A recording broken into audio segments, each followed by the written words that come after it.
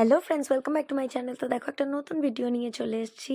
তো আমরা সবাই মিলে টোটো করে রেডি হয়ে সেটি হয়ে দুর্গাপুর হাটে সৃষ্টিশ্রী মেলা বসেছিল। তো ওখানেই আমরা চলে গেছিলাম। তো দেখেছো বাইরে থেকে কি সুন্দর করে লাইটিং করেছে, আর বাইরেটা কি দারুণ সাজিয়েছে।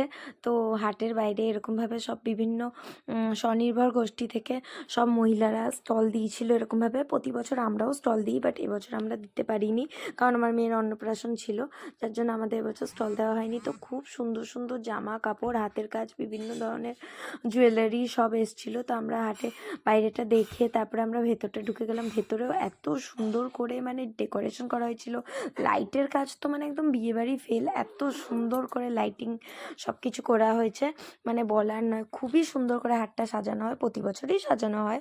আমরা আগের বছর নিজেরাও ছিলাম, এবছর তো যা হোক হয়নি, নেক্সট ইয়ার আশা করি নিশ্চয়ই যাব। তো এখানে সব মহিলারা বিভিন্ন হাতের কাজ করে নিজে হাতে করে করে বিক্রি করে। তো আমার তো খুবই ভাল লেগেছে মেলাটা দেখে, বাট কিছু কিনলাম না, যেহেতু সবই টুকটাক আছে।